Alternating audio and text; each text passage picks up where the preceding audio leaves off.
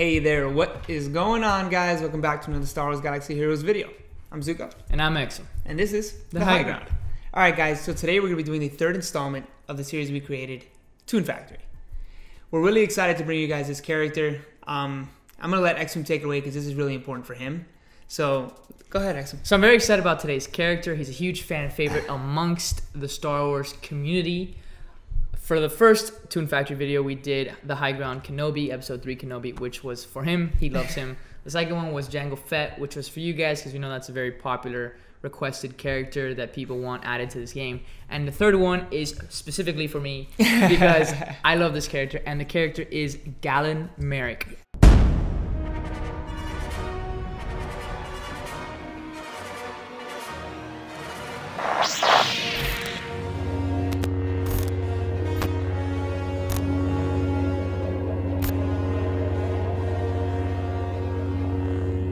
So if you've played Star Wars The Force Unleashed 1 and 2, you know exactly what I'm talking about. Even if you haven't played the game, you've heard of this character because he's become such a big fan favorite amongst the community. People have requested him for him to join. People love him for how powerful he was. People just, his story, everything about it. So great. Yeah, definitely. So that's the character we're doing for you guys today. And the reason is, we know he's not canon and it's difficult for him to maybe be brought into this game, but when the developers installed Darth Nihilus into this game, anybody and everyone is a possibility. Scion, so Traya. let's go. All right, so let's start off with his character tags. His name, we are keeping this as Galen Marek. Yes. This was a big thing for Exum. He decided that he kind of sees them sort of as two different characters. You know, of course, Galen Marek and Starkiller, which Starkiller is the clone. Yeah. So Galen Marek is referred to as Starkiller by Vader in the first game, but primarily in the second game, he's only Starkiller because he's the clone, and that's it. Precisely. So we decided to keep him with Galen Marek. His tags are: he's an attacker, he is a Sith, but he's also a light side character.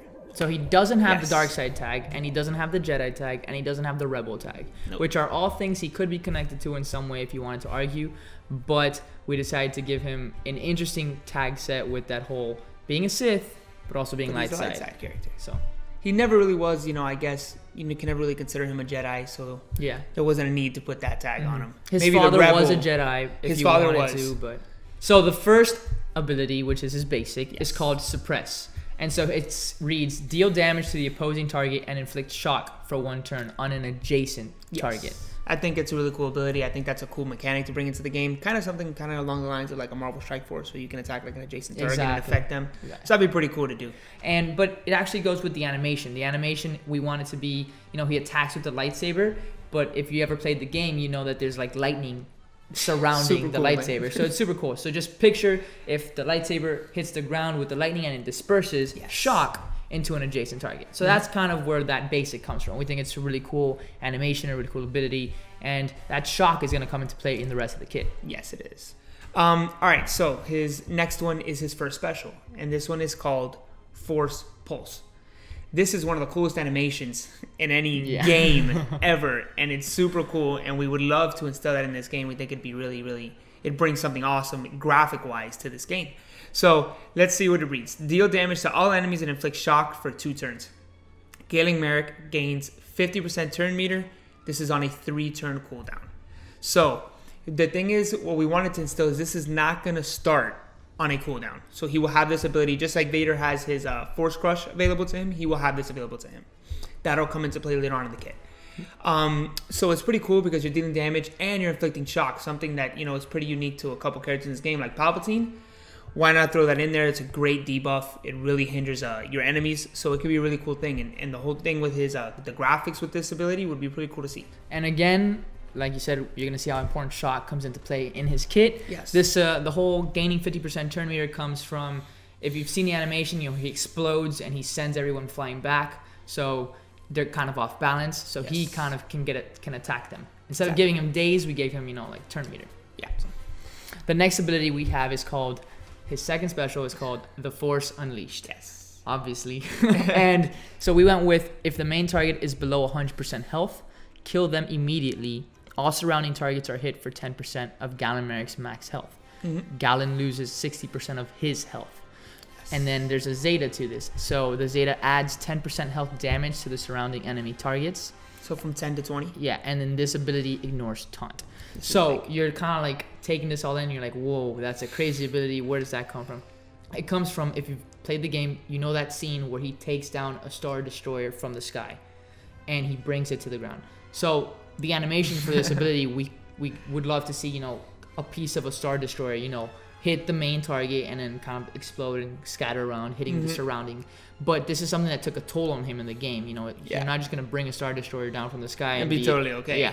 So that's where we get the 60% health taken away from Galen Marek. It's an ability, if you guys play Marvel Strike Force, very similar to Crossbones, where he detonates, so it's like an explosion. If you played Pokemon, you know, that self-destruct where, you know, you hurt everyone, but it hurts you too. So it's unique. Yeah, it's unique to him, and it's a really cool ability. I think it would be a really cool animation, and it really goes with the name The Force Unleashed, because it's about how powerful he was with the Force. Yes, and it's important to note that this is on a 12-turn cooldown, but like we stated earlier with Force Pulse, his ability to inflict shock. So every time that, for every shock inflicted on an enemy through his Force Pulse, which is what's going to inflict shock, or his basic, you're going to reduce this cooldown by 1. Yeah. So if you get a total of 6, this is now a 6-turn cooldown.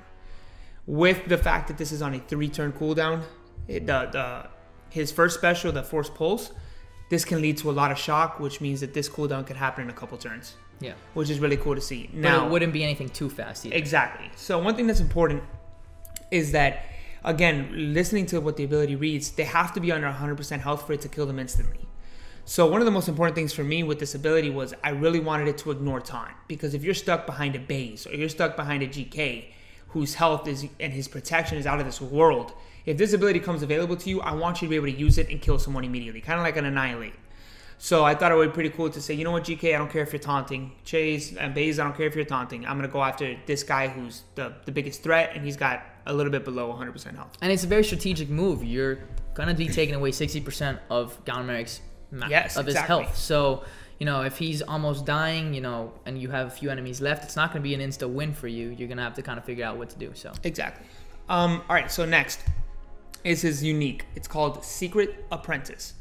For this one, I'm going to give you a little bit of backstory on Galen Marek. I think it's important for you guys to understand, just in case if you're not really, you know, well-versed in the Force Unleashed video game. So Galen Marek was an apprentice. He was a secret apprentice to Darth Vader. So Darth Vader was attacking, what was the planet, Kashyyyk? Was it Kashyyyk? Kashyyyk, yes. Yes, and he killed Galen Marek's father, and during that process, he saw the amount of Force abilities that Galen Marek had as a young boy. So he decided he was going to train him to be his apprentice to one day help him overthrow Emperor Palpatine. So you all know the rules of the Sith. There's only 2. There can only be 2.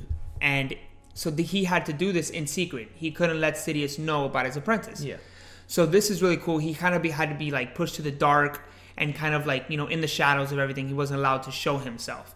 So this is why we decided to go with this secret apprentice. And what it reads is that if a Sith unit is on the field, it does not matter if he's his ally or an enemy. If there was one on the field, Galen Marek gained stealth and potency up for 2 turns. Yeah. So this is really cool because if the starting encounter, if you're facing, you know, even if you're facing a whole mainly light side team that decides to have a Nihilus or decides to have Palpatine or any other Sith that's on that side of the field, or if you put a Sith on your side, you're immediately stealthing yourself and you're increasing your potency from the jump. So that means when he shoots off his Force Pulse, he will most likely land a few shocks, at least 3 to 4, which is great. And that's for 2 turns. So the next attack, he deals his basic, which again can inflict shock. So with doing that, you have a lot of shock going on in the field. It can really help to decrease the cooldown of the Force Unleashed. Yeah, so we really love that because of the backstory. We think it makes sense. So his second unique, this again, to give you guys a little bit more backstory. So the second unique is called Sacrifice. And the reason we called it Sacrifice is because in the end of the Force Unleashed, at least the first one, he sacrifices himself after going through a character arc where he goes from being the secret apprentice of Darth Vader to helping start the rebellion. Yes. In essence, he sacrifices himself for, you know, the senators that we know, Mon Mothma, Princess Leia, and the Jedi Ram Koda. So he sacrifices himself. So what we went with was whenever Galen Marek takes damage, the rest of his allies gain 10% of the damage he took.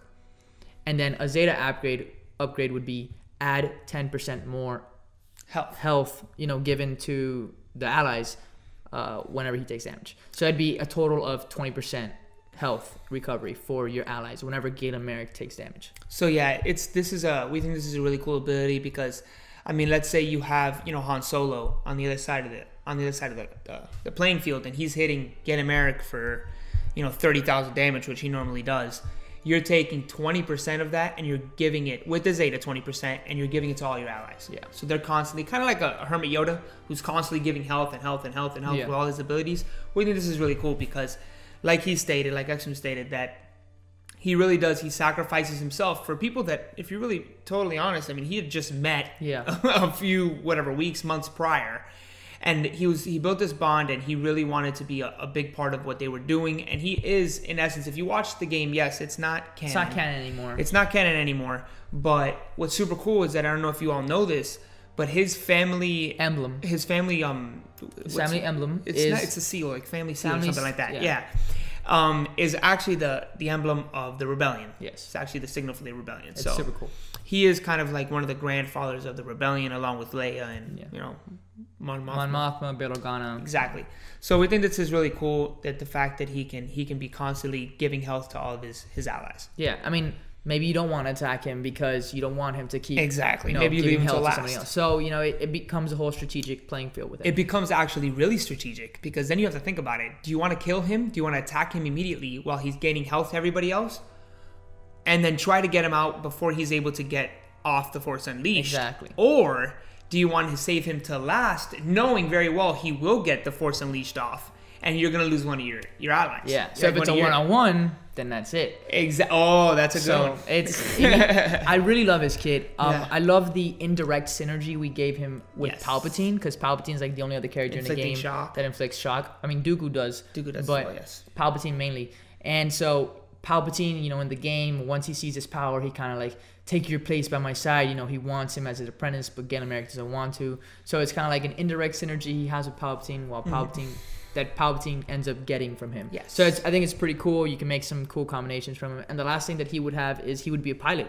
He would have a ship. So he has the Rogue Shadow. It's a really cool ship. So you're getting a 2-for-1. Ships has been reworked recently, and the more characters you can bring in with ships, the better. If you watched our last video, we spoke about that, introducing more ships with more characters. So that'd be really cool. We really love his kit. We think we did a good job with it. Yeah. You guys can let us know what you think about it. When he came to me in the bar, among all his dark thoughts, I glimpsed one bright spot, one beautiful thing he held on to, even at the end. What? You.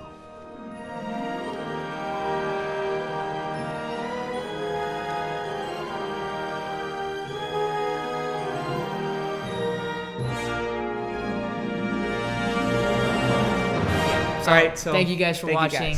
Please like and subscribe, comment down below, and we'll see you guys on the next one. Peace. It's over, Anakin. I have the high ground. You underestimate my power. Don't try it. High ground. You were supposed to destroy the Sith, not join them. High ground. I loved you. High ground.